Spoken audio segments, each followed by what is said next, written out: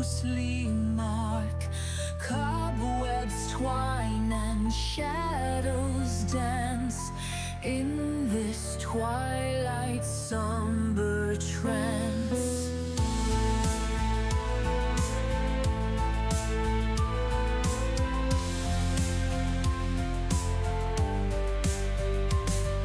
Candles flicker, weary wicks, ancient echoes, time's cruel tricks. Marble figures, frozen pose, amidst the silence sorrow grows. Whispering shadows, secrets keep in the depths where night meets sleep. Underneath the velvet gloom, guardians of the haunted room.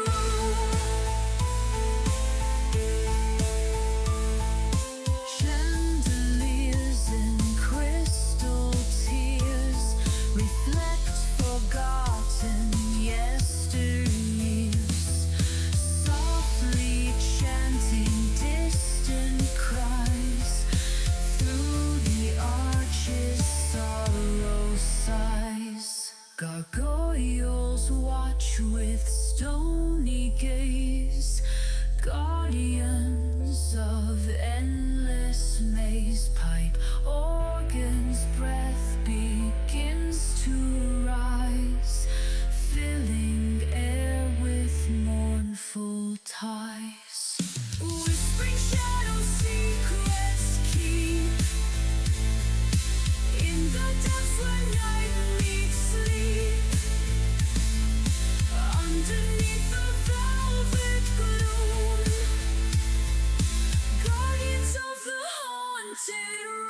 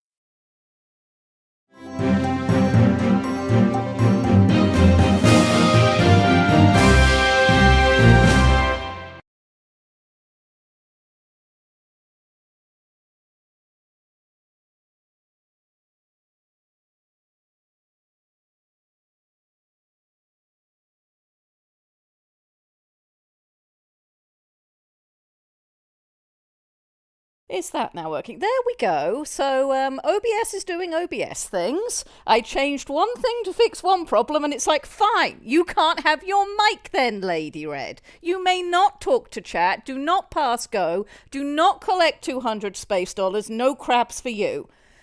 Good afternoon, chat. How are you? Have you had a nice week? Hello, Ramshackle. We've got Wilf. We've got Guy on Broadway. We've got Night Owl and Eric and Grimos.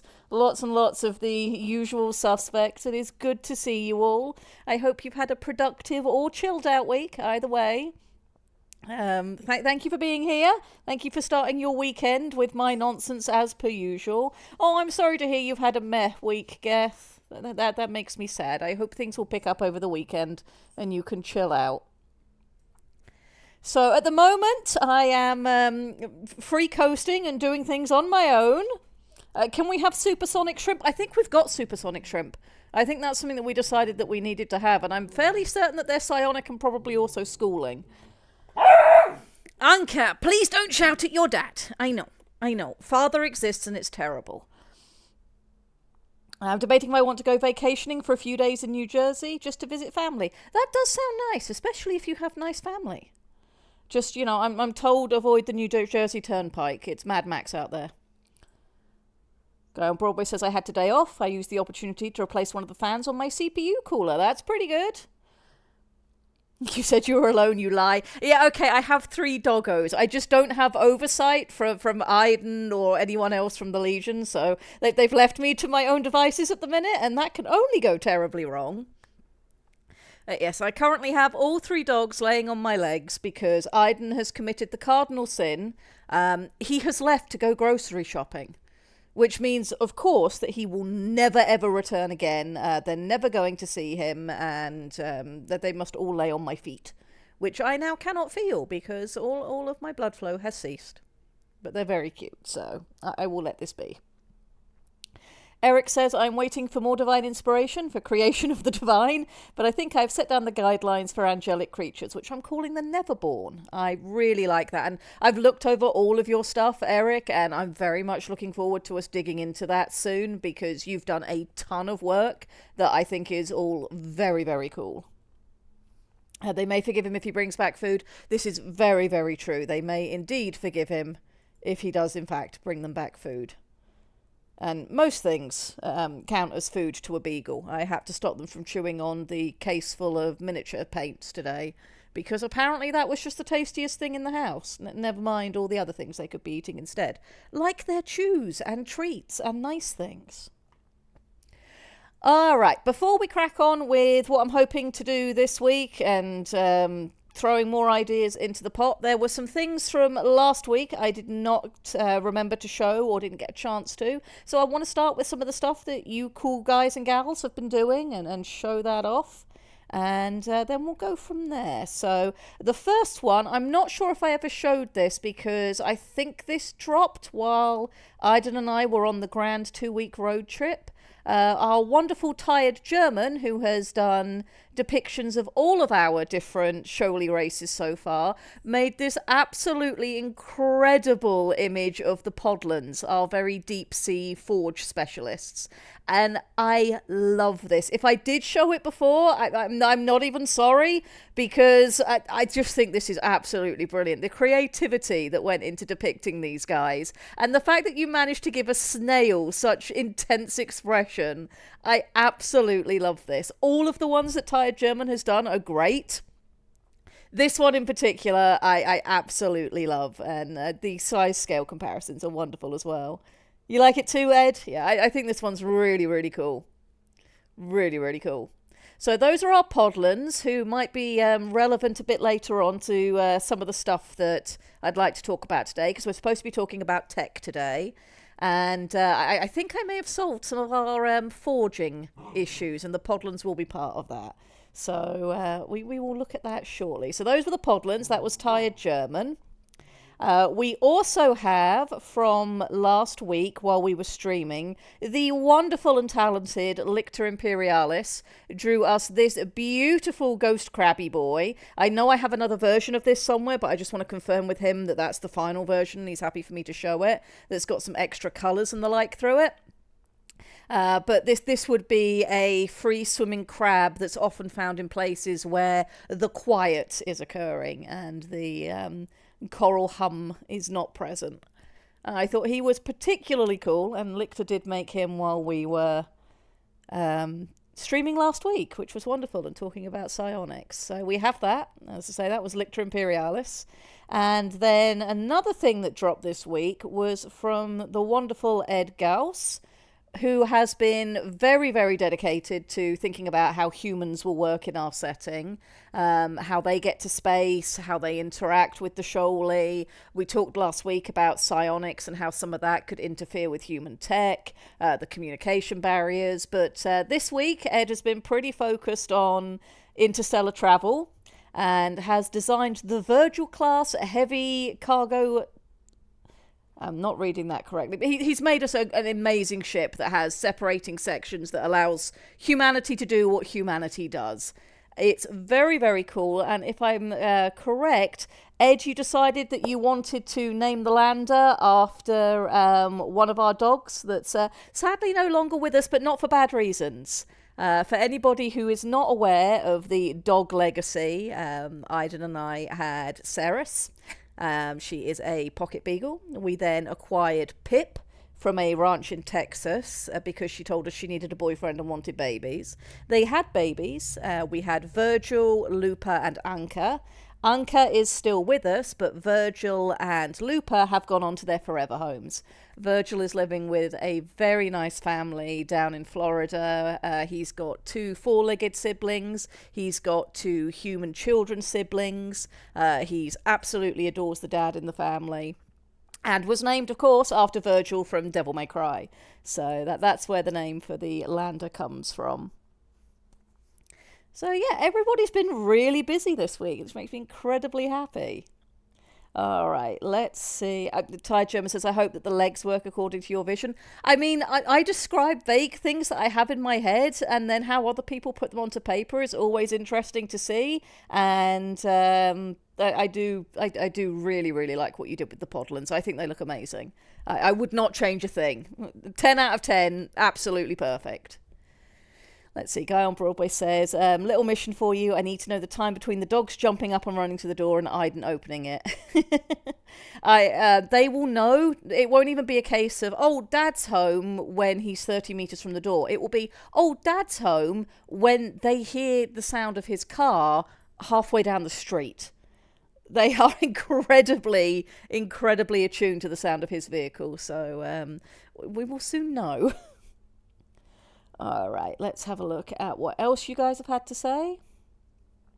That looks a lot like the proposed moon lander, which is a good thing. Yes, I agree. I mean, there's a reason why, we make things the shapes that we make them. And until humanity makes contact with Shoal, they'd have no reason to believe that things work so weird there. So, yeah, I really like the design Ed came up with.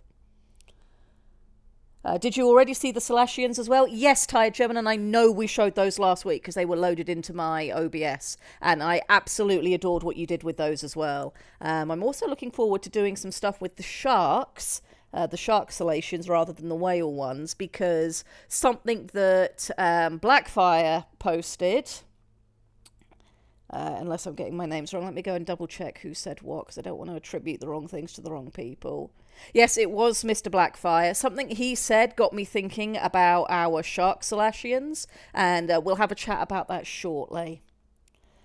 Tangentially related, but over the week in the Yorks, we got to the idea of talking about dwarves. We joked about deep sea dwarves and decided that dwarves building a city like Rapture doing deep sea mining with old-timey diving suits and steam-powered hand drills is a really, really cool aesthetic.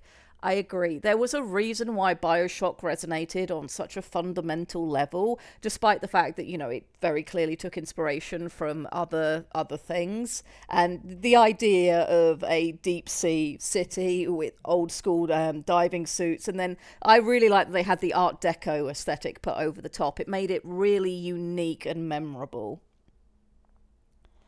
Edgar says, note that the top part of the image is a more general overview of human space travel with the Virgil lander as a sort of reference. Yeah, so we've got sort of the systems that humanity will be using to move across the stars after we did our huge conversation on psionics last week. The concept that humanity has grown up in sort of a psionic quiet zone, but that the song of the planets, the music of the spheres, all of that is very ingrained in being able to use FTL from one place to another. And we took a bit of inspiration from Battletech, we took a bit of inspiration from all sorts of other things to make what works with the unique thing that we have. And what we did last week, for anyone who wasn't here, was we applied one of the fundamental rules I like to apply to world building, which is anytime you run into a problem, if you cannot find a logical way to solve it, find a way to solve it using the special theme for whatever the project is that you're doing. So, of course, for us, our special thing is our psionic coral that allows our mechs to work.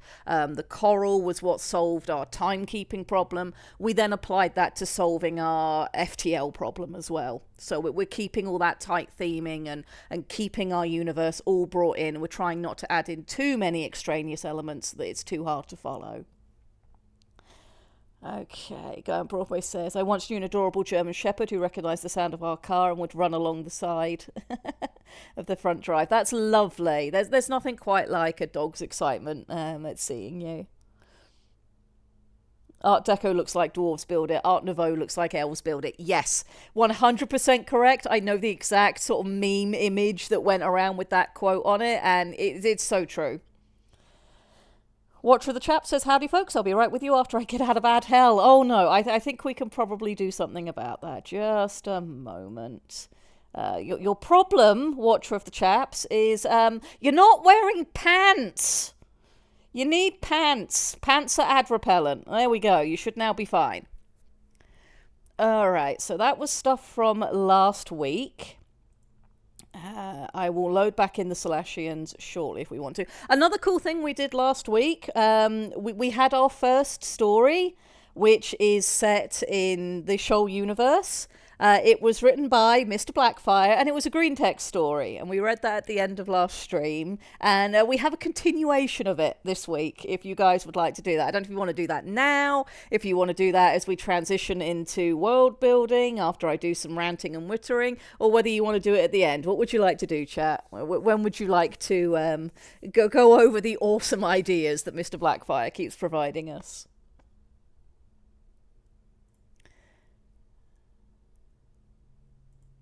The other thing I keep having trouble with is I keep wanting to say Black Hammer, and no, those are two different people. You want now, Quinn List? Anybody else got any opinions on that? Because if not, I will listen to Quinn List and we will do it now. I will treasure these pants as long as I live. Puts them on head. Yeah. Enjoy. At least they're, nice, fresh, clean, new pants. Now is good. Read the funny. Okay, do you want me to read the green text from last week as well for anybody who wasn't here? Or do you want me just to do the new stuff? I'd say we need to get into Shoal space mood. Yeah. Yes, please, both? Okay, then we will do both. That means we've got people here who aren't sure. Okay, I will need to hop up to the pinned message to find it. Alrighty. Here we go. Are you sitting comfortably, chat? Do you have a nice drink? Nice and cozy? Then I will begin. Be me. Shoaly Big Six retail worker. I feel dead inside from this shit. Lose a shard of myself with every damned fake smile. Now boss wants me to chase a thrice damned delivery manta. My face when. Go chase after this piece of shit. Not my job, by the way. Swam into a cave miles out of town. Creepy as fuck, .jpg. Guess I gotta find it or the boss is gonna have my fins. Saw the little bastard swim off over there. Went around the corner and nearly had it but stumbled. Head first straight into the wall. Fuck ow, .mp4. One head on hand nursing a goose egg, one on the wall keeping balance. Hand on wall gets warm. Wall fucking starts moving.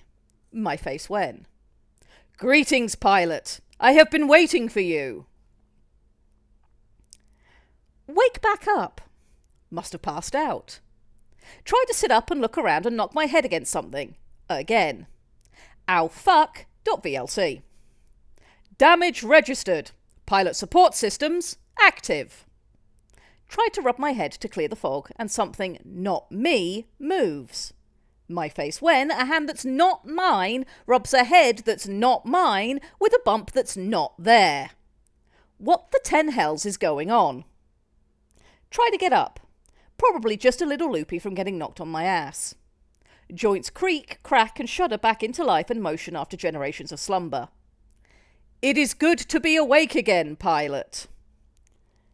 That was where we started last week. Is this an anime? This came about because I think, I don't know if it came about because of, or if it's because people started talking about it afterwards, but there was the concept of, an isekai. This is better than anime, it's fan fiction. Yes. So that was where we started last week. This week, we now have the continuation. So let me hop to where Mr. Blackfire very kindly continued for us. One of the most chaotic periods of my life. Lost one job for one hell of an unintended promotion since I can't exactly work Big Six in a mech. Enrolled in a mech trainee program to help bond with my mech and train my psionics. So very many ways I could take my own training. My own path with actual choice and opportunity. Construction, harvesting, military, exploration, and more. So many fields to specialise in. Actually paralysed with choice for a time since there are so many options. Having side-bonded to a Titan before training does tend to complicate things though. Blackfire, which is what we decided that this mech would be named. Blackfire was an old mech with former ties to pirates among other things and could be said to have a bit of wanderlust. Having lived near the Silver Current his whole life there, and he'd always been, the possibility of adventure. Guess that's going to be me now. Now with a Titan, it was a frightening certainty. Inside's crawl with anxiety. Being a Tide Warden speaks to me, as do other things, especially for the ability to travel the currents and see the world if everything works out. First though, training and licensing, and several weeks in a classroom and doing practical exercises. Quite a lot of assigned reading. Titans of Shoal, an illustrated history. The Tide Warden's Guide to Shoal and her varied currents, flora and fauna. Memoirs of a Titan pilot. Inner Peace and Meditations on Psionics on Shoal. Titans, Coral and You, a novice's primer. Alone in the Deep, a wandering hunter's tale. Gin and Tunic's Guide to the Depths. Chilton's Titan Repair, and several more. Then there was the matter of the practical exams for placement, but being side-bonded, certain exceptions are being made. These are tomorrow problems though, but problems that might be exciting to solve, even if the solution is more paperwork. And that was where we got to with all this extra stuff. So one of the reasons why I wanted to read that out last week and wanted to read it out this week is one of the things that Mr. Blackfire had said was that, he doesn't really do creative writing or novel writing and has ideas and sort of puts them out there for other people to build on. But you don't have to be a novelist to write good stories or to understand how good stories work. So Blackfire's green text just immediately sparks the imagination and you can see the bigger story.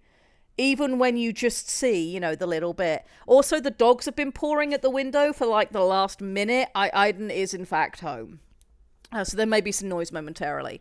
So, as I was saying, with the green texts are actually brilliant for fleshing out your sort of very high-minded view of a story because you're bullet pointing your key moments effectively. You're leaving out all of the extraneous prose, all of the complicated writing, all of the descriptions and intricacies. You are sticking to the pure key bones of what the story is that you want to write.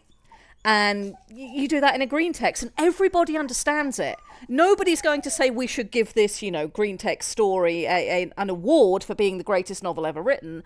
But what you are going to look at is, I can see where this is going. I can understand the core points of what's happening. This story makes sense. And I can see the shadow of what the full story would be if it was written out.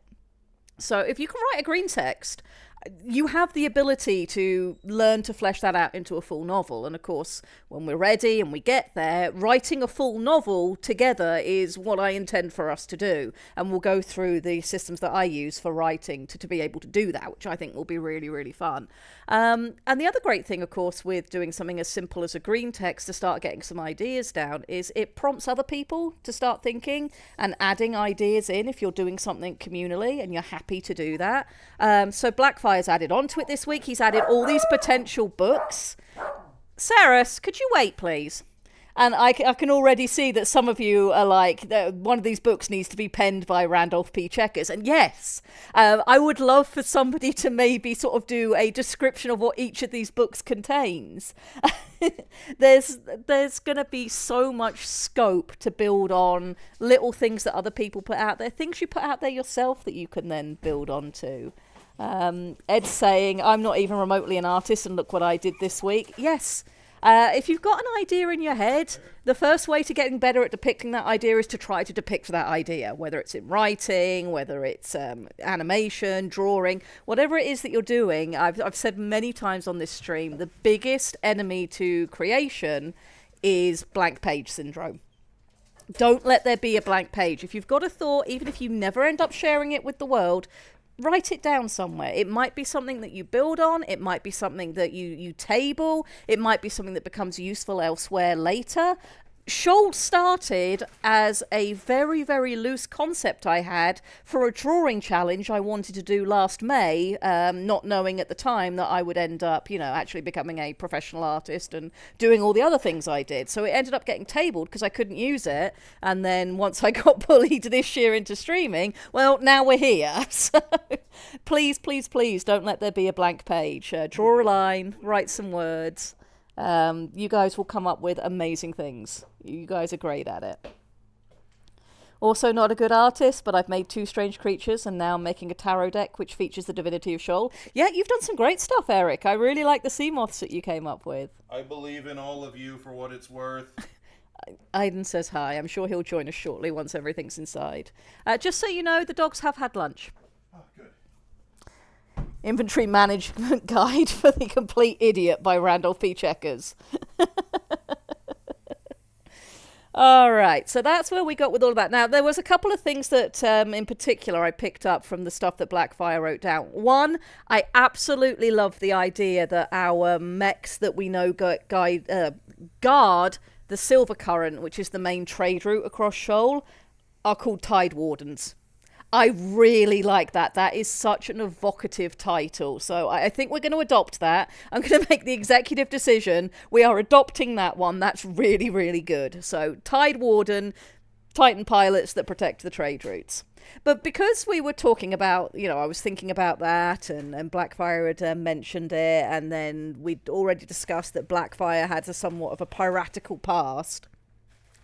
I was thinking about piracy and what that's going to look like on Shoal and all sorts of different things were just going through my head last night while I was going to sleep because obviously I knew I would be streaming with you fine folks today.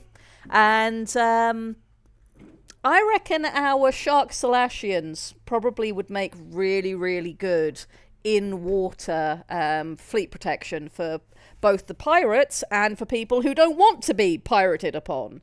So I was thinking about our Shark Salacians and giving them sort of, a pirate culture and a very law-abiding culture and having lots and lots of sort of guardian elements that go around them. British naval traditions. British naval traditions. Yeah, that would certainly be fun. Piracy invites convoys. Convoys are harder to pirate. Yep, and I reckon that the Shark Salacians would make great accompaniments to that. So that was some of the stuff I was thinking on there. The code. Give the Shark Pirates the code. We definitely, I think, will need to come up with that when we do their culture. So for us to get to the point where we start dealing with culture, our last sort of really big fundamental building block that we need to look over is technology. We've spoken about building up to this point, quite a lot coming here. You guys have had lots of ideas on this over the last sort of month or two where things have been coming in. So I think we need to hammer into that today. We did settle on a lot of our psionic understanding last week. As a very brief overview for anybody who wasn't here, we decided that all of our Shoaly people, with very rare exceptions, have psionic attunement to be able to hear the hum. I have a question about the Shark Salacians. Do we have just the standard shark head or even a hammerhead? We have the ability to have sort of, subspecies or different races within our, sort of sub-races within our main races. So we can have both if that's what we want to do. If we want to, we could also maybe give them gender dimorphism, where maybe females have the slimmer head and males have the hammerhead, or vice versa. You tell me what you want to do with it, Tired German, because I've really enjoyed the things you've come up with so far, and we'll probably make that canon. A planet is a big place. There's lots of room for infinite varieties. Definitely. But I'm quite happy to let you do what you want to do with that, Tired German, because the work you've done so far has been fantastic. Absolutely fantastic. Right, we were talking about psionics last week. So all Shoaly have the ability to sense psionics and have sort of an empathic psionic link. This is used in communication in the same way body language is for humanity. It gives context, it gives tone, it gives mood. You can send sort of a general impression or idea over psionics, but you can only send it sort of within a relatively localized area. Otherwise, it becomes drowned out by the choral hum of the planet itself.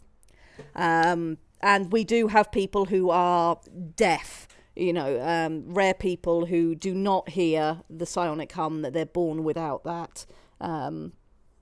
And that will be a thing. We also said, so we've got communication, we've got a small degree of sort of empathic telepathy. We also said that we would have luminokinesis, the ability to generate localized light within and around oneself, which we tied to also affecting ferrofluid and magnetic fields, or being affected by those, which will allow our Shoal to mess with human electronics initially, which could be quite fun. And we also decided that psionics, like muscles or skills or talents, is something that can be trained. Some people will be more naturally gifted than others. So for some people, their psionic abilities are important to them, and they might spend their time training it to become Titan pilots, or particularly good orators, or artists, or experts in their field, therapists. But that there will also be people who that's not as important a thing for them, who, that they run the local vet surgery or whatever, and it's not as important to their day-to-day job and life that they've chosen. So for some people, they don't work on training their psionics to the top that they could be, because their life has gone in a different direction. So we've made it very much a sort of fundamental, normal part of life, which is what we said right back on sort of like week 1 or week 2 was what we wanted to do. So that was where we got with psionics. We did also talk last week about tying psionics into space travel, the concept of the music of the spheres and all of that sort of thing. So we did all of that. The last thing I think we'll want to talk about at some point is froth. I'm aware, however, that it's already 12:30. And so this is either going to be an only Shoal stream, or I can go off on a little rant about tech systems and why they're important and etc, etc. Do you want to make this just a Shoal stream and we'll focus on froth and pearls and that sort of thing before we move on to our tech for Shoal? Or do you want me to rant about tech systems so that once we start talking about tech and Shoal, you guys have that input from me? Yep. Octopus bouncer, but they use the psionics to incapacitate troublemakers without throwing a punch. That would be funny. Why we can't use Shoal based only on boiling waters to move stuff. Oh god. Tech systems, froth may affect sci-tech. Okay, so if we don't get to really knuckling down into froth this week, we'll either do it through the auxiliary channel over the course of the week, or we'll come back to it next week. All right, tech systems. Let's talk about tech systems.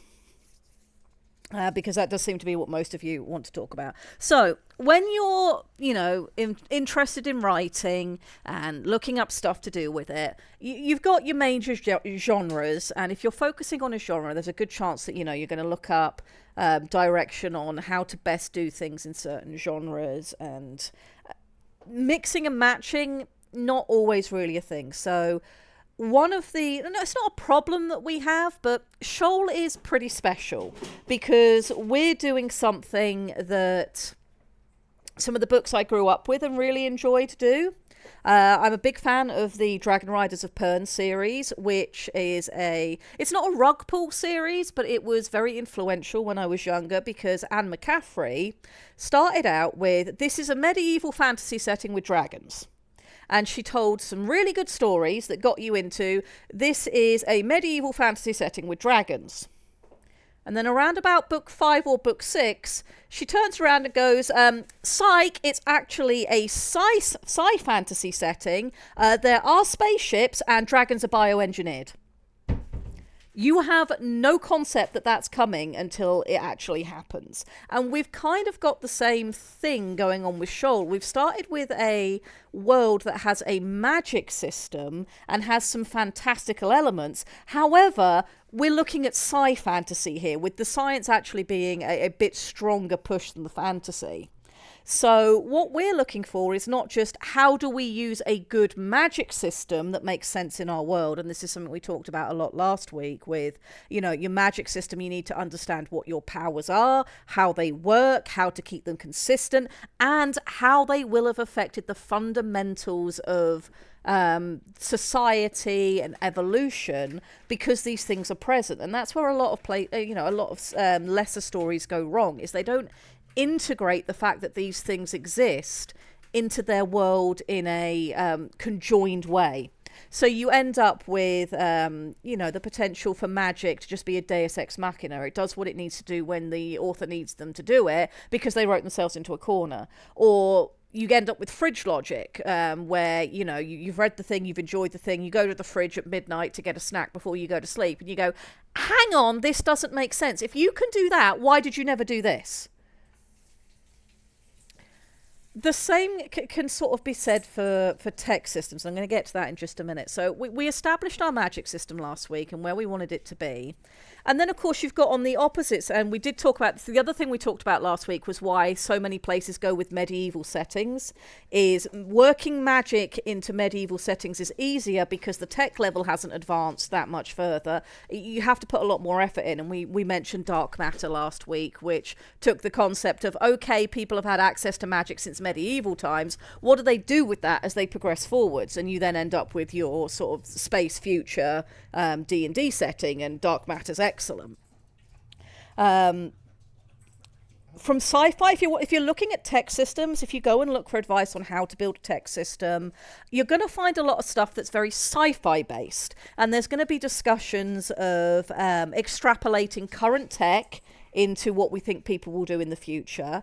You're going to find dissections of writers such as Heinlein and Asimov, and pulling concepts of things that just don't exist today but could exist in the future, and how you build a system around that. And Asimov wrote some wonderful stories that took into account how that would affect society.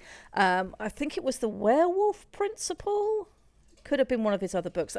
It's been a while since I read Asimov, and I can't remember which book I'm pulling this from, but there's a wonderful scene he wrote where you've got a character who is living on a futuristic Earth, and the houses that they have the ability where, with just, a spoken word, you can tell the house to change the wallpaper in the room that you're in, to show anything. Which, considering when this was being written, the concept of Siri and Alexa and, that kind of in-house tech just didn't exist. We're only just beginning to really sort of get to those things now.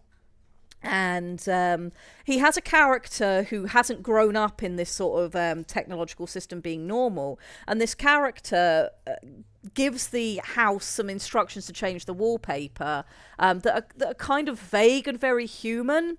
And so to try and make it feel sort of cozy and like the character's being watched over, the AI in the house decides that what the wallpaper needs to be is just a series of blinking eyes on every surface, which of course terrifies the crap out of the character when he walks into the house. So you've got Texas, and that's sort of very integrated with these ideas of tech that didn't exist at the time, this extrapolation of where our tech might go in the future and how that might affect us, both as being normal for people who've grown up in it and really weird to somebody from the present day if they just walked into whatever that future series is.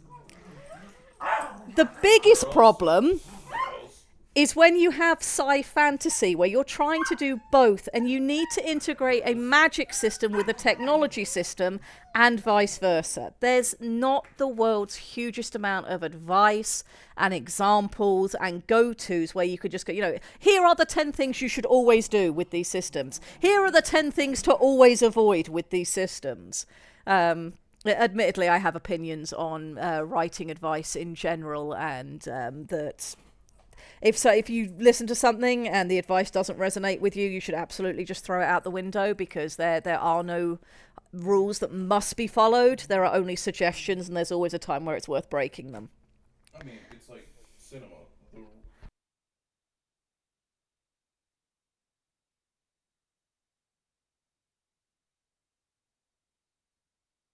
Correct. Also, hi, Aiden, how are you?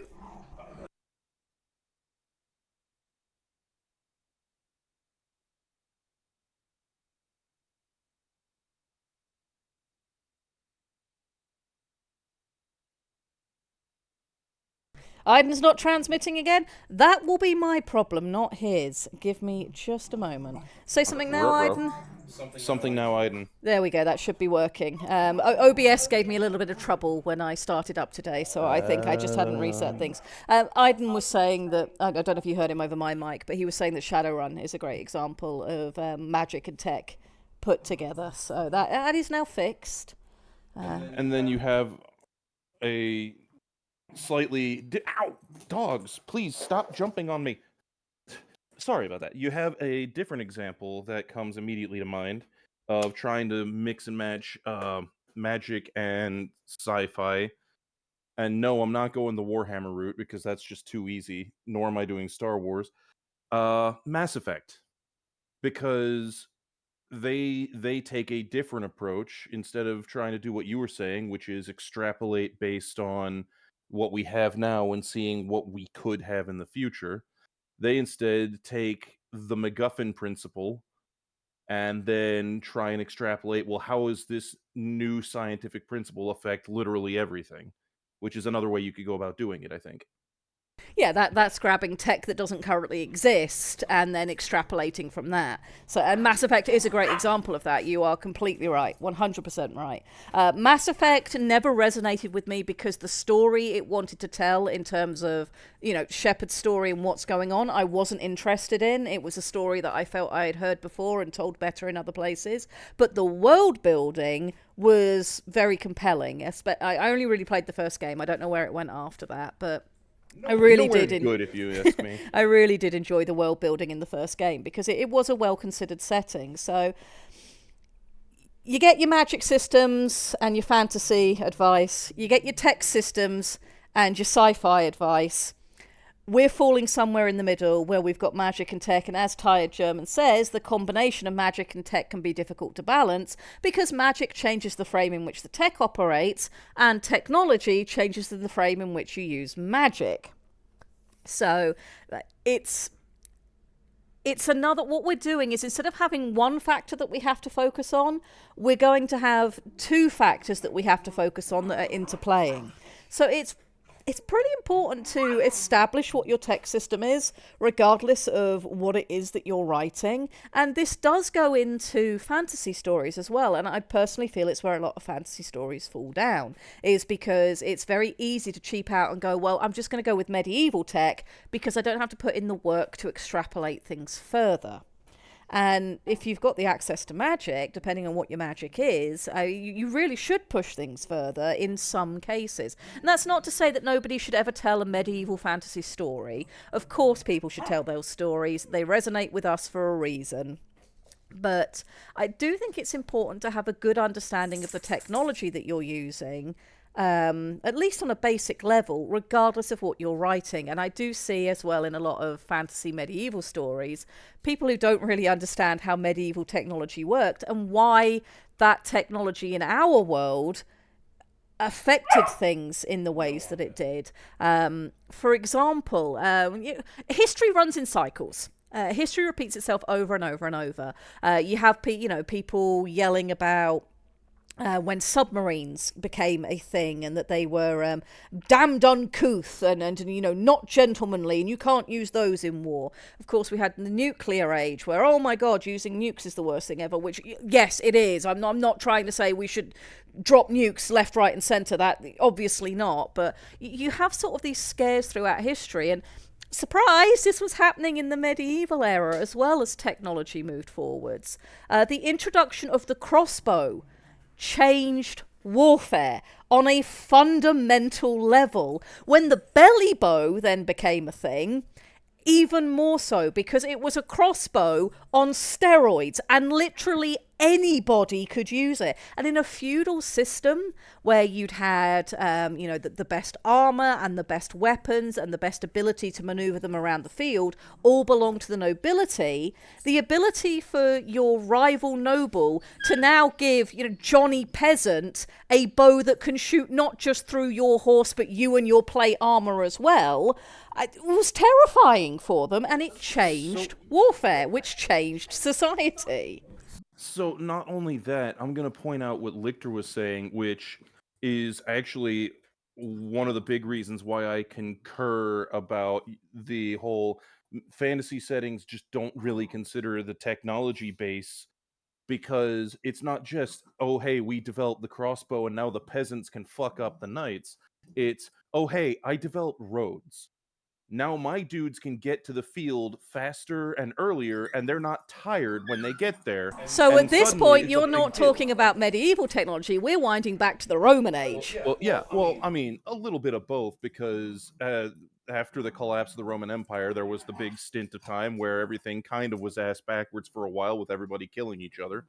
But then, as things redeveloped, the people who first managed to figure out a way to move beyond subsistence farming are the ones who built the next empires. One moment. Sorry about that. They're the ones who built the empires that then managed to gain enough territory to start developing into things like cities, which had the consolidation of labor that allowed for even bigger scale commerce, trade, etc. Because technology is not just about who has the best armor or the biggest gun. And if you look at a lot of medieval fantasy, it's kind of a generic um it's a generic, I dare say, child's idea of what medieval is, without really considering the full implications of what's going on. Because, like, I'll use my usual bitching about D&D. When you look at the way this system is set, after an adventure, the player characters show up with enough gold, they should be able to do to the local economy what happened to the Spanish after they finished plundering the Aztecs, Yes, which I is wanted to get to their that. economy cratered, absolutely devastated. They were making toothpicks out of gold because its value had plummeted because they had too damn much of it. Can I And- bring up something? Go for it. So you'll be pleased about this, and it's why I'm happy to interrupt you. So there's a book Aiden has wanted me to read to my book club, or at least to discuss at some point. Some of you may have heard of it. The book is called Empress Teresa by Norman Bouton. Empress Teresa is a ridiculously bloated story about a Mary Sue written by a creationist author whose attitude to writing is interesting. It is not a good book, and a lot of things happen in it that both do not make sense, and there is no weight and consequence to them. And one of the things that happens in this book is the main character basically has superpowers due to an alien entity that she's bonded with. And at one point, I'm going to skip out on the religious section on this because Twitch is not the place to discuss it. We'll go with the thing that happened with the sun. At one point, she decides that to solve some problems that she herself has created on Earth, to solve the issue, she's going to make herself the sort of global power that can dictate everything. And she harnesses the sun to give her a never-ending stream of gold and diamonds to fill up her own personal treasury. And the concept that seems to be coming from this, from Norman, is that this will solve all economic crises across the planet, with no understanding that within the first 2 minutes of her enacting this plan, she has crashed the economy of every single country on the planet that she ever steps foot in. Not gold and diamonds from the sun, gold and diamonds from the sun. Because, of course, that's what the sun does, is because it is a giant fission entity in the sky, as understood by a creationist, it's just constantly creating elements that you can just then teleport to Earth. So she would solve all economic crises by making and manufacturing an infinitely bigger one, I suppose. I mean, she does also try to solve the North Korea problem by reading the Declaration of Independence to them. So it's a special book. It is a very special book that has just no concept of the ramifications of anything that you put into place outside of the instant moment that it happens. Introspective 90 says, what? No, you heard me correct. The way she fixes the Middle East is even more mind-boggling. Though We're that's not gonna straying talk about into- that. I was about to say, that's straying into territory that is not kosher for stream. Pun not intended. But, yeah, no, I'm not going to, Lichter. I'm not going to. For anyone who is curious about just how absolutely batshit insane this is, that go look up this book. It just gets mind-numbing. Yeah, so technology and how it has social implications also really important.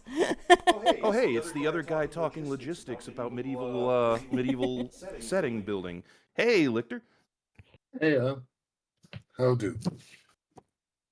Hey, everyone. Hello, Lichter. Have you been enjoying our discussion of absolute nonsense? Yes, 170%. I will give you all the gold and diamonds in the universe. This will And that fix could everybody's solve- problems. Exactly. Except no one. But I will let you I let you buy them in shorts, just like they did in ancient Sumeria. Hang on a minute. Hang on a minute. I will. For 5 years, by the god. Is this the second coming of the copper ploy? Are we getting fool's gold here? No. I can bring you tablets from the Temple of Tammuz that you're going to get bona fide silver talents. Attic talents, though, not the good ones, the bad ones, the Greek talents. The one that are small and less pure. We keep the tire grade talents for later. But I'm digressing. Tech. This does bring up a good point, though. You speaking about copper and different qualities of coinage, etc. The other thing that you have to bear in mind with the tech system, regardless of what tech level you've decided you're working at and where you're going to extrapolate it to, is any piece of technology that gets introduced, it's eventually going to disseminate out. Because somebody did mention earlier that when the first crossbows came into production, they were owned by the nobility, and it was later on that it became let's just give them to all the peasants. And yeah, that was a thing. So eventually, tech is going to go from being in the hands of the elite to being in the hands of the common man. And you're always going to find people wanting to apply it in different ways to how it was originally intended. And then you're also going to find people who are trying to sort of cheat their way around the technology in certain ways. Coin minting is what brought me to this thought in particular, where, you mix substandard metals with higher quality metals to maybe try to counterfeit or make the money go further. Sometimes it's done for very good reasons by the government, to make an economy actually function, because there's no point having a penny that costs more to make than a penny is worth. That's that sort of concept. So tech, it never exists in stasis. It just like magic, just like societal conventions, evolution, because we went through such a lot of effort deciding how the evolutionary pressures would have affected what species we have. All of these things, tech becomes a pressure of its own. How does that change things? And of course, we've got our psionic magic system going on as well. So we've got to try and integrate these things together. And if you have any thoughts on all of that, I'm very happy to hear them, Lichter. I have so many thoughts, but Same. the most basic part is, where do you get the hard stuff that you need, and how do you process it? This is where you start, and you can build up from there. Now, And somebody mentioned supply important. lines, which is very important to that as well. I also did, and many others should. It's important. I think something very interesting about Shoal is that supply lines are vertical. Three-dimensionality is key to this world and what makes it distinct from our own.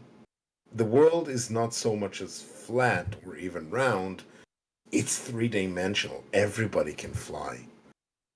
And that makes mining, for instance, you need the hard stuff. You need the core materials. You need coral, which can substitute some functions, but you need metals, you need alloys, you need ways to make alloys in a liquid environment, which brings us to hyper advanced lamination techniques and electrostasis.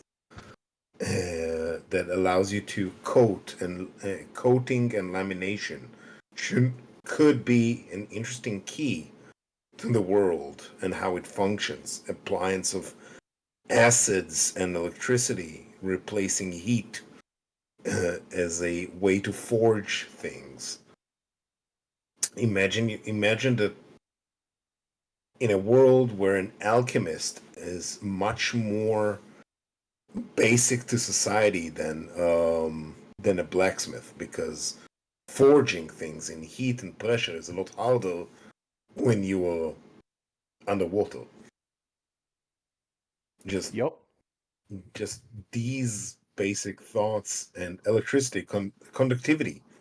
Air is not conducive. Salt water are. I mean, Fun. this is on par with something that I kind of mused on a few months ago when we were in the earlier stages of the project, which is this is a world where it is very real possibility that they will have discovered and invented the aerofoil before the wheel. Because, like you said, it's a three-dimensional world. They're moving through a fluid, and airfoils, in this Wheels. case hydrofoils, allow you to move things much more effectively through water than a wheel does. A laminated membrane of skin, laminated with a high tensile strength, high flexibility metal like tin, for instance, can be the basis of transmission, and then you get something like the silver sails that allow people to allow the shoalies to move according to eddies and flows. And Th- suddenly, this is just cool because you have chrome sails dragging people across the oceans. I mean, you now just brought up another consideration because f- so there's three important pieces to the puzzle that need to be figured out to form the basis of industry on Shoal. You've already mentioned the finding the stuff and refining the stuff, because you have to, I mean, throughout human history, you'll see settlements turn into towns, turn into cities where there's resources to be harvested, or resources to be gathered, whether it's a boom town during a gold rush, or a coal mine turning into a company town, or one of the many resources out there in the world. So we have the basis for where our settlements and cities would become, but then you have to figure out the refining of it into a usable form, which you were just discussing. And then there's the one that was just striking me, is how do you transport the stuff? Because metals and alloys and the like are heavy, dense objects that, especially if you don't have the way to increase the buoyancy of them by dint of making them hollow and filled with air, the way our submarines and ships function, how do you transport those up? You have to figure out a way to somehow move them Bladders. up. Yeah, ladders, or No. Bladders. oh, bladders. Bladderfish. Okay, We've played a game recently, you and we have. All right. I, which has a fish. If I can cut in, because you guys are asking some really important questions, and I think what would be best here is if we transition over to our proper Shoal world building. And I do have some things up on screen that I think might help prompt us into discussing this and coming up with things that we need to write down. Because you're both absolutely correct on all of these things. So while I was having a think about all of this, I was thinking about, the presence of coral is going to have affected technological development. We know that we do have Shoalei who live on land. Land is not their primary place of colonization. They all started in the oceans. Land is a afterthought in many ways, but we do have land and land tech capacity on a smaller scale than underwater, and we have some unique problems to solve. So when I'm doing world building, I always like to start at the bottom and work my way up because one, it helps you to find story elements that you can play with, and two, it helps you to root everything in strong foundations so that when you get to the top of your tower, it's stable and people can, throw questions at it and it's going to withstand those questions and be believable. So, I think we should start there and work through that and consider, early Shoaly life when they were first becoming sapient. What sort of technology were they using? At what sort of point did they realize that they could harness the coral to help push that development further? What are the challenges that they started to overcome as it became more than just, small family units doing things together and cities and etc. start to develop? And we can build some of our stuff that we have in the world into it. And I also think we need to pay close attention to bioengineering. We've talked about it as being a thing on Shoal before. We know we've got the manta taxis and the like that are biologically affected to be the best at doing that job that they can be. And that's something that we even do as humans on a basic level. Hell, Iden and I have done it. We did genetic engineering to make Anchor. We went and chose the right genetics to try and get the result that we wanted in the puppies that our dog would go on to have.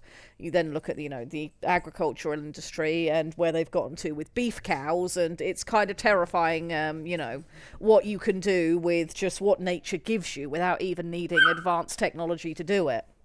So I will point at lemons. Carrots. I was gonna say lemons, carrots, oranges. Nectarines. I'm going to bring you back and ask you the most fundamental question about all modern societies as we know them. What are the crops like? The thing that differentiates you from the hunters-gatherers from more advanced society is the ability to produce a surplus of food that gives you security and long-term planning and supports a society that is larger and more complex. That's what I was discussing. And that brings me to, is it rice? Is it wheat? Is it barley? Is it corn? What's it like? I mean, I mentioned that when I was discussing medieval tech scales because the empires that rose from the Dark Ages were the ones that could move beyond just subsistence farming. Food security is critical. So that's a big one. What's the crops like? Okay, so if we're going to start discussing food technology and starting from there, which I think that's a great place to start, it is a very fundamental thing. I mean, the reason why they're called the Dark Ages is because we've effectively got a dark record. A lot of things didn't get written down, or if they did, they got lost because of what was going on at the time. But considering that it was a age of regression, or that people were somehow more stupid, etc., then that is absolutely the sort of propaganda thing that comes along. That's just not true. It's just that we don't have as many records as we do in other eras of human existence. Okay, so we need to decide, what do our Shoaly people eat? And I think we know that we're going to have edible kelp. We know that we're going to have fish as a staple, which will give us our sort of, begin animal husbandry for fish, and probably mollusks as well, various mollusks. And I make a suggestion? Yep, go for it. About the kelp. Here's the thing about wheat and other stuff. Cultivating wheat and barley and other stuff means that you have a control. You can put a fence around it and say that's mine. Yep. With kelp in three-dimensional activity, that's a problem. So here I am going to say there are plentiful edible kelp out there. Mm-hmm. But here's something that we can use to tie shoalies down and make them protect somewhere specific. Mm-hmm. Caves. Where they fill up heavier than usual water slurry that promotes the growth of certain algae or plants. Mm-hmm. And they have sinkholes in the bedrock. And this is how they started growing food. And things can't get into these holes aside from very relatively easily protected areas. And now, suitable Yeah. bedrock that has the nutrients and um, sort of chemical compounds to promote that sort of extremely rich nutrient slurry that forms the basis makes it a defensible location for society to start growing out of. So a lot of people in chat are suggesting things like aquatic mushrooms and anemones and algae. So those could all be cave dwelling. But the other thing that could make the Shoaly want to settle down and farm things in a specific area that's, abundant and useful to them. Mollusks. If mollusks are they don't move. They mostly stay still. They do move a bit, but they mostly stay still. And if you're going to protect, a bed of mollusks that you're working on, you're gonna put a fence around it and a fence across the top. So we can do farming with those things. At some point, all the caves would be claimed. Could be that they drove a few surely towards land. That could be towards that, especially for shallows where you're not going to have those deeper caves. But also, land is just naturally going to have things on it that is useful. When we get to forging, I've got some clever thoughts to do with forging. So I do like the idea of caves being where the idea of stay in one place, protect what's mine begins. But The I birth of agriculture. Yeah. Yes, but I do think we can then, expand that out to, okay, well, we're now doing the same thing in areas that aren't as good as that because we've now harnessed, the ability to harvest manure from various creatures that allows us to make slurry in controlled areas of our own choosing, etc., etc. How do we feel about that?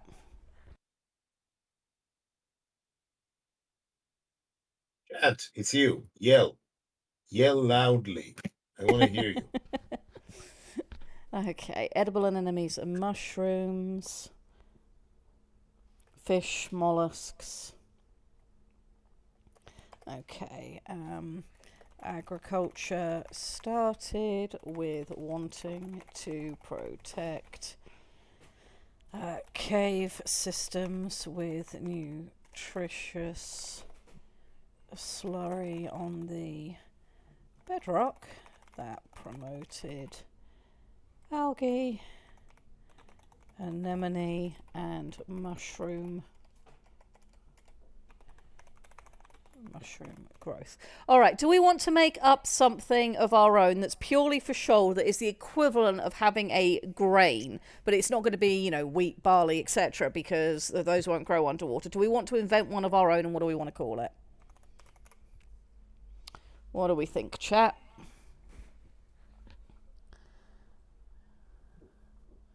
A lake would be a water area that could be fenced. On land, yes. A good direction. Since water blocks radiation, that would mostly be on land, possibly act as foundation for the land-based food chain. Yep. Volcanic vent hunting farming would be key. Certainly in some areas it's going to be you're going to need to settle that area and protect it because the water's too cold for you to have things elsewhere. I There have is an idea. there is a consideration as well that you could have instead of agriculture taking the form of crops, perhaps livestock. I mean, that's going to be a thing too, but we do know that some of our sapient species, by choice, do also eat, not vegetarian, but do also eat plants and fibers and the like. Well, yeah. I'm not saying that it would become their exclusive diet, but that might be the earliest agriculture is less crop farming and more herding and cultivating shoals of fish or other Yeah, things and like it's that. entirely possible the two things would end up going hand in hand because if you have fish that you're wanting to, corral and keep in one area, maybe you move those into a cave and it's their droppings that are helping to drop that nutrition to the cave floor that's encouraging the healthy algae growth. You just gave me an idea. One of the draws to the caves that causes the discovery of the ability to cultivate is that's located at major spawning areas for the domesticated and cultivated populations. It's like how you have, say, the salmon return to their rivers to spawn. If you are trying to cultivate a herd for your food security and you know that their life cycle takes them back to X place, you're going to stake a claim and try and defend that place. And if you find out that as a byproduct it becomes very fertile ground so that you can try and grow and expand your culinary repertoire beyond just being a fish herder, suddenly you now have multiple levels of agriculture that you can start to build a society on. Also, I think I accidentally stepped on Lichter when I spoke up. You were going to say something, dude? I had an idea for a fast-growing coral that traps residual plankton into what is essentially a film around it, and you can just peel it off. I And really eat it. like that idea. That's a great idea. And somebody And else said, where was it? Bully snake.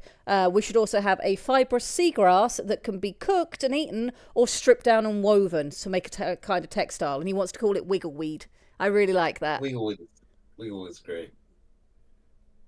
I also have an idea again. Forgive me for the obsession with ferrofluids, but the concept of textile brought up the possibility of, since we have corals and corals build their external skeletons all around, what if we have like lichen, a mutual life form that uh, builds its skeleton with free copper and iron elements, giving you essentially a fibrous metallic plant, building around, woven around a coral. So suddenly you're growing your copper or steel produce as a farm. So instead of zero G manufacturing, we're now just growing ferrofibrous. I like it. I mean, that's an idea. And that's biotech. It's like uh, I s- it could be a mining system actually, when you can't actually use a pickaxe with muscles to get the metal you want out of the ground because the water itself is stopping you.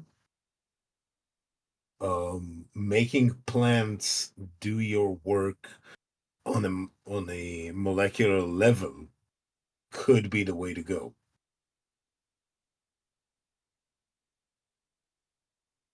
Interesting. Yeah, I am listening. I'm also picking up things from chat and throwing them into the documents. If I'm quiet for a moment, don't mind me. Yeah. We've definitely got some interesting ideas here that will allow us to get started. Now, one of the things that keeps sort of coming up, and I think I'm just going to tackle it now. I had some thoughts on the forging issue. I like the idea of coming up with different ways that we can mine for metals. Our podlings in particular, I think, are going to be experts at doing that. And after our discussion on psionics last week, I think for conductive metals, probably think creatures like the podlands are going to be particularly attuned to just being able to sense them. All of our Shoal are going to be able to immediately tell you where north is, because of the psionic sense that we've given them with the luminokinesis that allows them to interact with magnetic fields and all of that sort of thing. I wonder if they'd be able to sense some metals just in the rock in general. But more importantly, we've talked about, when we were doing our bestiary, we talked about having giant jellyfish in the depths, that one of the byproducts that they produce that allows them to just hang in the water current wherever they want to hang is that they produce oxygen as a byproduct. or other gases. We never fully settled on it, and that's what helps to fill their bell at the top and allows them to move up and down the water column based on how much gas is in there and exactly how, buoyant that gas is. Well, that got me thinking about, well, one, there's an area where you can harvest gas. If you farm these giant jellyfish, you can harvest different gases from them, which would allow you to fill potentially underwater structures of your own making with gas mixes potentially of your choice. But I was also thinking about lava tubes, because this is going to go off into the weeds a little bit here, but bear with me. This is Red's Writing Rants. I know I've mentioned it before, but the reason why I got into world building and creating my personal setting of Hevna, and it's filtered its way into Shoal as well, and various other things I've done, I have a lifelong fascination with Mount St. Helens. It is why I started writing my trilogy, which is a fantasy trilogy that has nothing to do with Earth, but is very inspired by the 1984 eruption of Mount St. Helens. And Mount St. Helens has lava tubes around it, which a lava tube occurs when there is a volcanic eruption and lava settles down. You end up with the outside of the lava tube becoming very firm and structurally sound, while the inside is either never filled because it had gas running through it, or it crumbles away because of the way that the rock hardened. It's not solid, and you end up with a underground or underwater tube, which could be air-filled. I'm wondering if, we know particularly in our polar regions, we have very strong volcanic presence there. I'm wondering if it would be worth us putting into place in the deep, almost abyssal zones of the polar regions, some vast lava tube fields, which will become the initial underwater foundries before we worry about putting any on land once that gets colonized later. Which would allow you to have, air and to do forging as we know it on Earth. It just happens to be underwater, and that would tie in with our podlands being very, being the forge masters, the metallurgists, etc. And as technology advances and they get a better handle on all the different techniques that go into forging, very much analogous to how humanity has coped with it, you end up with the ability for them to use the fact that there are different pressures, that they've got the access to different gas mixes, that they've got access to different water salinities and the like for cooling and tempering. You could have rooms that are pressurized, not pressurized, or what gas is in there, what's the cooling system, and things that are able to change in flux to allow them to be very productive with the space that they have. I think lava tubes, giant lava tubes from an ancient super eruption, might solve our problem. What do you guys think? A city of spires. Yes, and it would be a podland city primarily, is what I'm thinking. A city of spires. 1,000 forges in a constant hum, reverberating through one another like a comb where you resonate over the teeth. Here are a few questions stemming from my training in the history of alchemy. How do they codify and transfer information? What do they think about the world, and why does it work? This will give you an excellent vantage point into how technology operates in this world. So we know that communication-wise, we have the ability for them to speak over probably somewhat longer distances than humanity does, natively, without the need for technology to do so. We know that things like stone carving will be fine. I can't see any good reason why we can't have some kind of underwater plant that can fulfill the same role as papyrus, and move But forward how so that they we can have a keep written knowledge? record. How do they keep knowledge? I reckon we're going to have very strong psionic oral records, and I think that we will as the cultures develop, especially as we've got multiple different sapient species on the planet, and they're not all just, derivatives of one species. The desire to record your own culture and your interactions with the others will probably be quite strong. So the concept of libraries, I don't think, will be a difficult one for the Shoal to come to. And concept, a particularly malleable version of the coral with an age, that you can imprint We certain do strong. have the Temps corals, which are specifically used in making Titan memories. Maybe that's something else that Temps corals are used for, is making Imagine, an imaging imagine record. being able. That So it could be visual, could be memory, could be impressions. Imagine how powerful the telecommunication system can be if you could just send someone a piece of memory in a bit of coral. even if it's not just like full blown memory, but you just send an impression, that would be a significant thing. And honestly, it would make sense for that to be a thing because it would then make a logical transition from being used in telecommunications and in data, and information storage and retention, to then be moved on into development of Titan, for lack of a better word, the Titan computer or memory systems, And because that you would have the established use case that would sort of make a parallel. and then the librarian is the person trained in taking in memories and impressions and translating them to other minds. You can't natively read the minds of other species, or maybe even other dialects. Just think about the jargons of every community and the way and their modes of thinking. And if you're imprinting it into a choral, it doesn't automatically become only translatable. You have to train. It's like learning a language. You need to Oh translate. boy. You need to So translate. You need to move it along.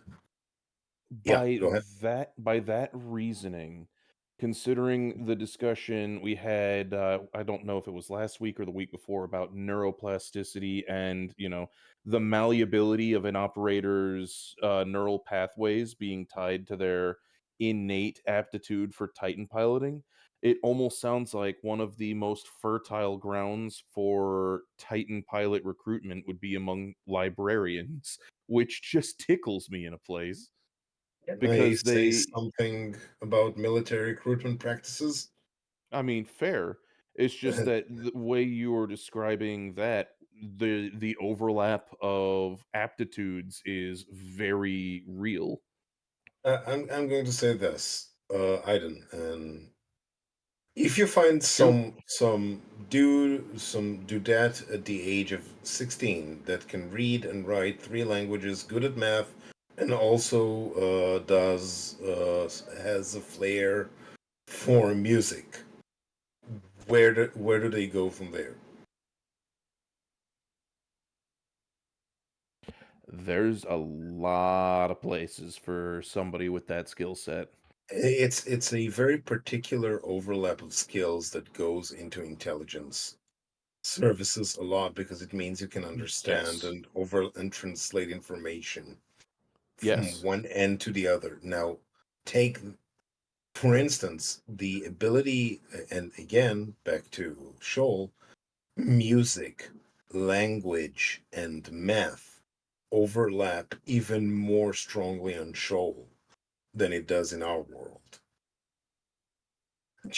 So these are essentially the same people who or the same skills that society cherishes because they are fundamental to how it functions. And that gives these skills. It means people learn music.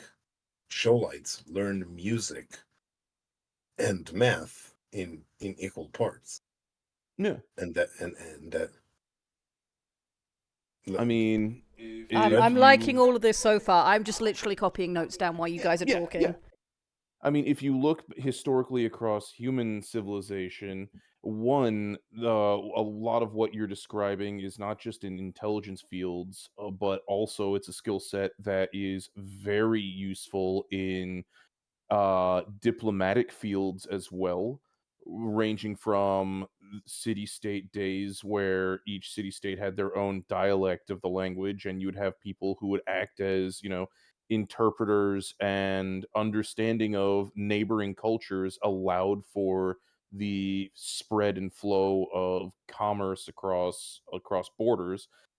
But even in the modern day, there is a large market for people with skill sets with aptitudes for language, music, and the like in diplomatic fields or in service fields, such as, I mean, hell, parts of the United States just had knowing Spanish in addition to English opens up a world of opportunity, because there's such a need, because there's a large part of the population in certain parts of the country where Spanish is their first language, not English. And having somebody capable of bridging between the two sides of the fence of, Spanish native speakers and English native speakers is incredibly marketable. So intelligence, diplomacy, once we start getting into the realm of how the civilization and societies organize themselves, politics, because I mean, having the aptitude for linguistics is great for political work in human meat space, especially when you start getting to international politics to prevent international incidents and misunderstanding. But we're talking a setting where you have multiple species that evolved very distinct from each other, no doubt with their own methods and means of communication, dialects. The whale people are going to speak very differently from the crab people, are going to speak very differently from the snake slash eel people. So really, But also they all can have a single, for sake of simplicity, they all can have a single unifying tagline, because the coral yeah, is so ubiquitous, and and shoalites are that's all, and that brings it all back together. They're true. vastly different, but they're tech based, and thus their skill based, and thus their the fundamentals of what makes a successful society that survives, um, aside from luck and whatever and what have you, brings us back to, I'm thinking, just libraries, like vast Yes. halls of coral tabulated and explained. And I think it's extremely evocative that you don't have a maybe they don't have that much in written language, even R- insofar it maybe I find it sacrilegious to say. I'm sorry. It's okay, but I I mean, if you think think we'll about it, still go with written language as well, because the thing with coral is it's a living thing that, okay, yes, coral calcifies once it, stops being a living thing, and that's coral does what it does, but it becomes more fragile in that state. Stone is stone is stone. If you carve it deep enough, especially as somebody mentioned, obsidian chisels and tools, I think for things that each culture considers vitally important, either it's information that they think people need to know to survive, or information that they think people need to know who they were, because that's one of the reasons that humans mark make so much is we are aware of our own mortality. I think those things would probably get carved in stone and carved deep. so I have two thoughts on that. One, with the idea of carving and carving deep, the imprint into the song to store data could tie very much hand in hand with the sort of biotech, biopunk vibe we've been discussing, where literally information gets cultivated into the song. It is carved deep through generational cultivation of the choral itself until the information is ingrained into the natural organic nature of the song potentially. And in that way, a library would be a collection of both writing like you're describing, but also a living data bank of over generations cultivated choral, so that it speaks the history of this people as they stamped their mark upon the living record of the world. The other point I would get at is it'll be easier for some races to actually make physical marks in writing than others.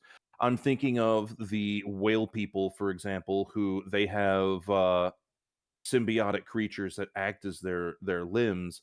The crab folk might have, very good manipulating hand claw appendages, but the whale people will come across writing and chiseling with more difficulty. And I think that there would be room for multiple styles of contribution to a library to befit the multiple styles of species in the overall society. Yeah, no, I think that's very very on point. As somebody mentioned earlier, because we initially were looking at currency, and I was wittering about currency, and somebody wondered whether, because coral is precious, whether it would be a currency. If we're now talking about coral also being able to use psychic imprints for data recording, which I think we should limit that to only being possible with the Temps coral types. Of Agreed. which there will be several. We've already said that those are particularly precious, and the Temps corals grow most abundantly where the Salatians live, who have the symbiote, so that ties in. Yeah. So, yeah, I think bits of coral could become a currency because they either carry meaning, with Temps corals being the sort of, they are you're paying with a platinum coin. But that's going to be hard to come by. We're going to need a more basic currency as well. We can't have only coral, I don't think. So it is at this point that now I have to say it. Whale people confirmed as Comstar. And to Oh actually my god, they are, you're right. tie it into where I was going with that in outside of BattleTech context.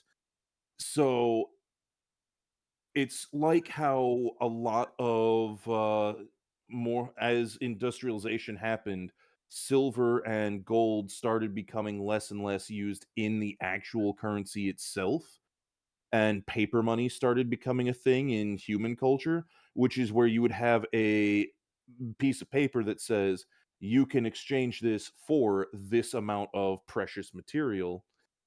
So we Let, start moving into the let's gold standard. let So let's one moment. Let's step back from the gold standard and back into as early as 2500 BC. go My for it. goodness, that's practically modern. Go ahead. Yes, I know. It's look. It's been ages since they made the pyramids at that point, and yet one of the first banking notes we've got from the city of Sepal or Shemesh in near the Euphrates. Um, the whole idea of banknotes and fiat currency, essentially, is when you have some place that can keep your money for you and you're Yep. reasonably safe, nobody's going to take it from them. These places are usually temples, or how we like to call them these days, banks.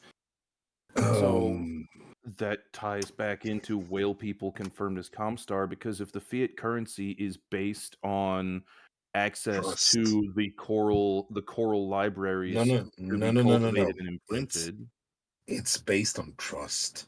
It's well, based on the naturally. idea that no one is going to smash them. Now, since Comstar or whale people might have access to some sort of sanctity, pay attention to the word. It means exactly what it means for a reason. It means sanctus. Indeed.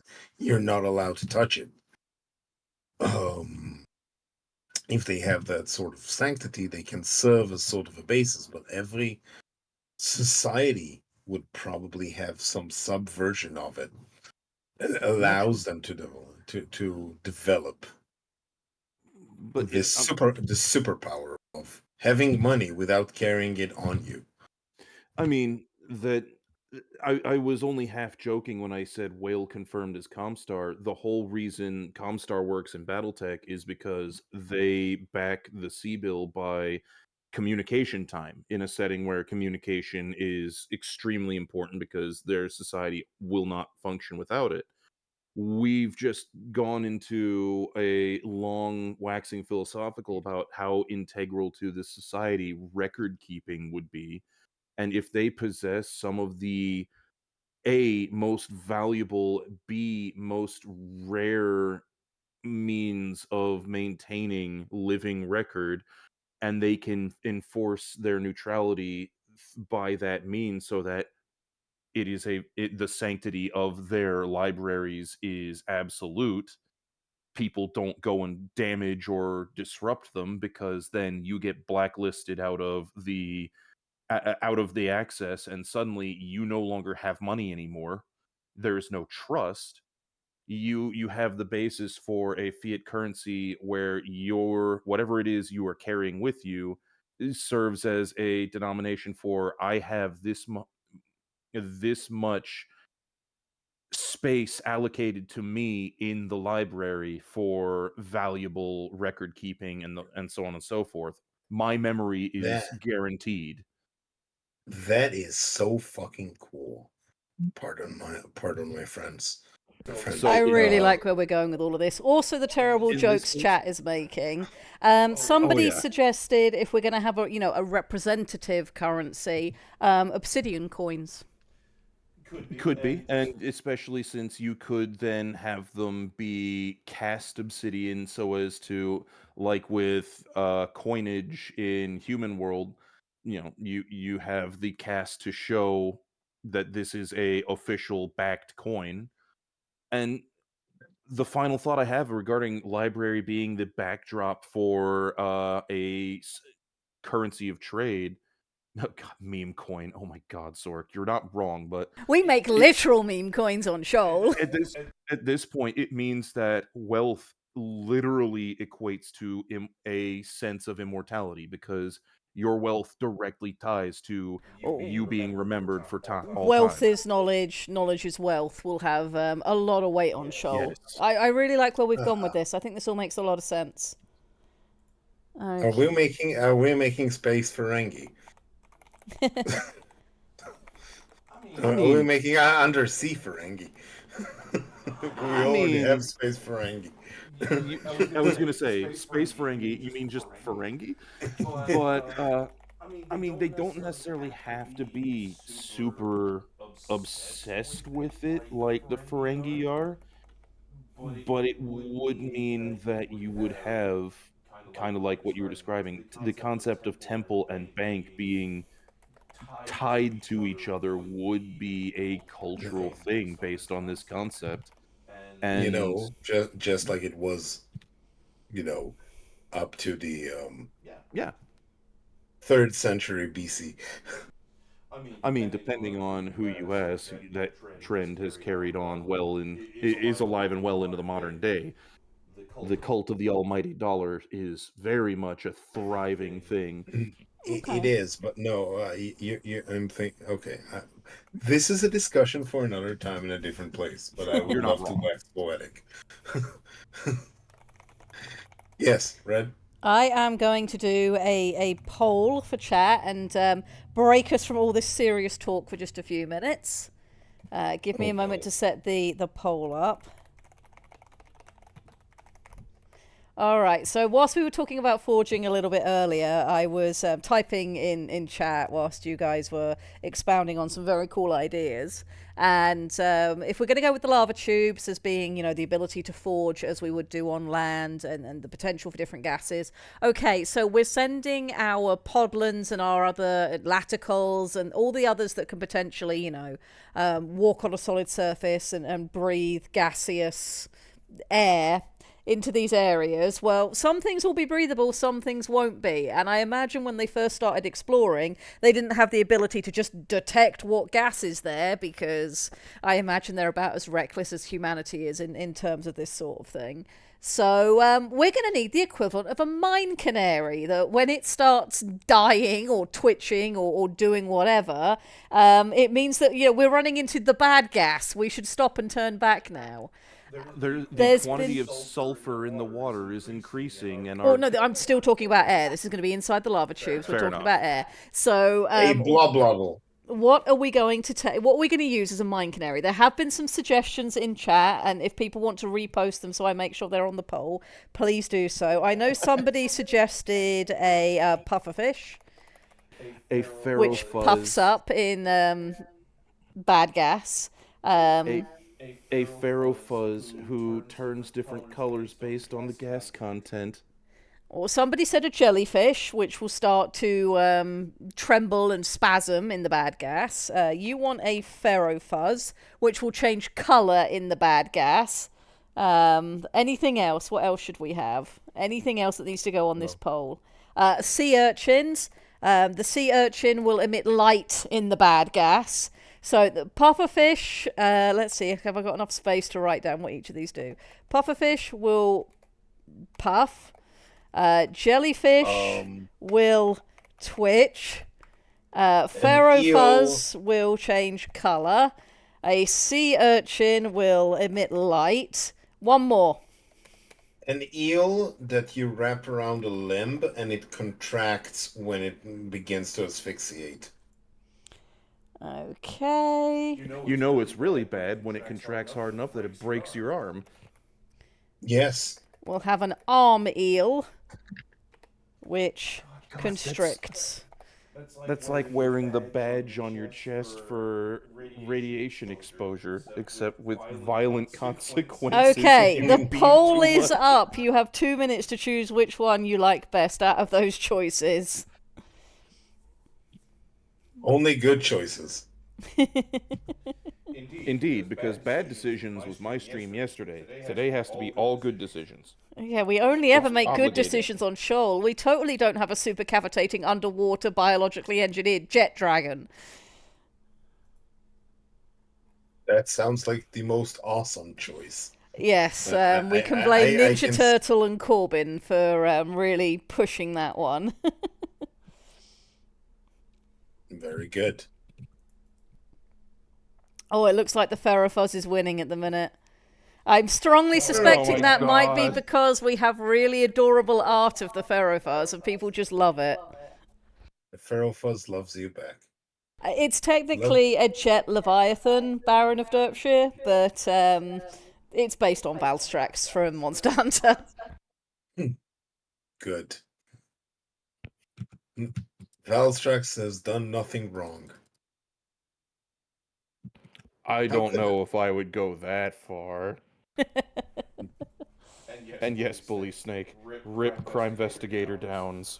He was a legend. He was an asshole. It was the best of times. It was the worst of times. I think our Pharaoh Fuzz story was also one of the very early Shoal stories that we had, because the speculation once that thing went up was that humans would immediately try to make it a pet, and then it would eat through multiple bulkheads, and there's probably one orbiting the planet somewhere still trying to eat its way through satellites and anything else it runs into. No crab children longing for mines as canaries. No, they're just there to, lug all of the ore out. The children, they yearn for the mines, Do the Laticals go on sabbatical? God damn it, Verithragana. I know where to find you. I will yell at you later. Yes, much yelling. Thinking Power World, as you know, I played Monster Hunter. That is completely fair. The Jet Dragon in Power World is also very fun, but I definitely prefer Valstrax. Valstrax is just ridiculous. Its name is Gary. Yes, the Ferrofuzz is named. The one in space is named Gary. The concept of a shrimp that, when roused, could run, swim at speeds comparable to a mantis shrimp's punch. Oh my god, the super hyper cavitating spook What's shrimp. the name of the puma on Discworld? The stupidly fast puma. I can't remember the full title of the bloody thing, but it's going to be one of those. Thank you for quoting me, Night Owl. Very helpful. I'm sure when that gets pulled up later, I'll have no memory of what I said and why.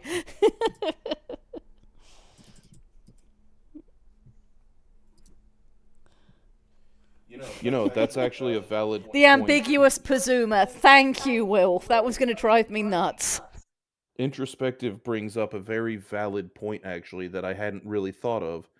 So, part of what made humans able to really develop the way we have is the fact that humanity has a combination of a reasonable life cycle, but also a we don't have a breeding season. It just all the time. When looking at how reproduction works on the different species, how would that impact their societal pressures? Because, like, if you have a wave of a couple hundred children just kind of pop up per parent each time you have breeding season, that's going to lead to some interesting population issues, but also lead to some very interesting dynamics for how your labor force would function, how retirement would function, if it even does, etc., etc. I like retirement. I want one at some Yeah. point. Those That'd are be very nice. interesting thoughts that will very much lean into us building culture, which, of course, and it's something we've said through this stream, last stream, and many others, is that all of the systems that you put into place when world building all influence each other. So we've had to go back and tweak certain things, and we're now going forward to things we haven't considered yet because they're relevant. I'm also aware, though, that we've only got 10 minutes of my slot left, and I think that's going to be digging in a little bit too deep for this week. That might be something we need to talk about next week, is we perhaps start broaching into culture to finish up our technology tree. I'm going to take the ideas we've talked about today and sort of put together a what I feel is a logical progression of technology, and we can review it next week together. And then maybe we start touching on culture. And what I was planning on doing next week is starting to talk about the Titans, why they were made, which ones would have come first, uses, etc. I think next week culture and Titans might perhaps overlap a fair amount and help us to continue fleshing out the last of this technology tree, providing what I've written up makes sense next week and we don't need to go back and tweak anything. How do we feel about doing it that way? Sounds good. Seems entirely reasonable. How dare you? Yeah. All right, let's see. Has chat had anything else I've missed? I mean, I'm sure they have, because chat has nothing but good ideas on this stream, which is wonderful. That's why we're keeping it. I'm afraid so still, Griffin. We are heading towards the end of my time with you all, but the VODs are there if you are interested. And we do have our Shoal channels over in the auxiliary if you would like to join us over there and witter about ridiculous underwater mecha setting. I imagine Whale Star is going to get fleshed out a bit over in the Orcs over the coming week after that revelation came in today.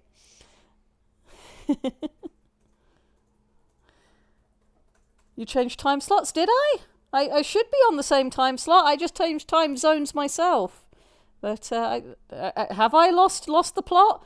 Somebody who's in EST, what time is it right now? Oh, wasn't it Monday? That was only my first week, Steel Griffin. I did start on Mondays for my very, very, very first stream. But because Fridays at the time were pretty empty, right up until... Yes, I'm afraid so. Right up until Tex and Depp takeover, there was nothing on the channel, and at the time, Doctor Who was doing his gaming on Mondays and ending his slot, so I could have a slot. It just made more sense for me to move to Fridays because I can do any day of the week that I want. Thank you for confirming. I have not lost my mind time-wise. I am at the time I think I am. Thank you. So, yeah, there is... all of the VODs are in a playlist over on the YouTube channel. So if you guys have not seen them and you're interested in any of the nonsense we've discussed prior to now, you can pop over to the WBPL 76 YouTube channel. There is a Red's Writing Rants playlist. Feel free to go through it if you are so interested. And if you want to discuss anything that's involved in this or see the resources that we've put together so far... the auxiliary Discord has a Shoal channel in the creative writing section. One of them has links to the in-progress PDF, the animation that Ninja Turtle did of the solar system in motion. I really need to go in and put all of the images in there that Tired German and Ed and Lichter have done. Most of them on the playlist, the rest will be added. Thank you, Kai. You are wonderful. Kai has been very kindly doing the admin work over there after I asked him to. He is good bean. So, yeah, join us on the YouTube channel for the VODs. Join us on the auxiliary Discord in the creative writing section to witter at me in real time about your wonderful ideas and the stupid things that we've come up with. I am always very, very happy to hear from you guys. And lots of the things that happen in the Orcs end up turning up on the stream, and we talk about them and we read them and we look at them, and it's a wonderful time. And I enjoy you all very much and your attention to my nonsense. So I do think this is probably where we're going to wrap things up for this week. Do I have anything else exciting on the Orc side that I can send us off with? Let me take a look. I think I've covered everything this week. I don't think I've missed anything. Success. Did anybody give us anything else that I should make sure you guys get to hear this week? No, I think we're good. Though somebody did post. This is what we will go out with. Somebody did post, if Ceres will stop scrolling my Discord back down. Ed. It was Ed. He posted an article about the planet K218b, which is a subnet... Sarah, stop!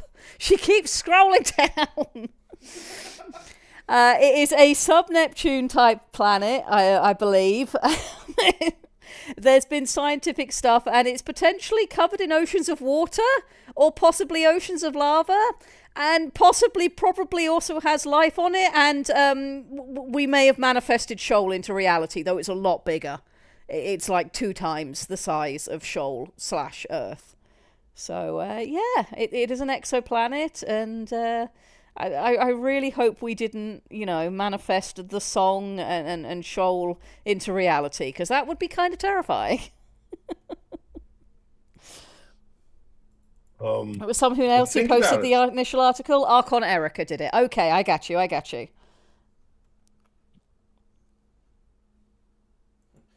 Yes, Sork pupper attack. Yes. She is comfy on her mum, which means rolling around every so often to adjust the comfort level and getting very much in the way.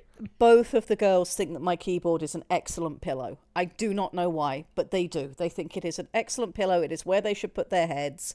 And there has been quite some shouting. I will be glad when we're back in our own house in a couple of months' time, and I have my proper desk back that is out of pupper range. When I first sat down and booted my laptop this morning, Pip decided that his chin needed to rest on my laptop's keypad, which his chin takes up damn near 75% of my laptop's keypad, so it was interesting. Dogs, man. Dogs. Alrighty, so we're going to wrap up here for this week. I think we did a whole load of very productive work. I will endeavour to, take advantage of that very productive work. over the next week and get that written up to review with you guys next week, where we will continue on with technology, moving into Titans and beginning to look at culture as well, because all of these things are now beginning to tie together in a way that we really need to pay a lot of attention to. I also need to take some of the things you guys suggested today and copy them over into the herbiary for some of the plants that we now know that we have, because we were very naughty. We kind of skipped doing the herbiary because we had other things that we were more excited to get to, and I didn't want to keep you guys waiting, but we were good about doing the bestiary, so there's at least that. I'll try and get the PDF updated now that we know certain things have been approved. And if you guys want to suggest more species to me, more ideas, things that you think should be going on, pop on over to the Orcs and I will see you there. Thank you very much to Aiden and Lichter for joining me. I hope you guys had a good time. It was wonderful. good being here. Wonderful. Well, we will let chat go. To the best of my knowledge, Tex and Depp will be here as usual in about half an hour. I hope you guys will have a wonderful time with them. Enjoy your weekend. Thank you for starting it here with me. And I will hopefully see most of you on Sunday evening for WBPLW. Have a good one, and I will catch up with you then.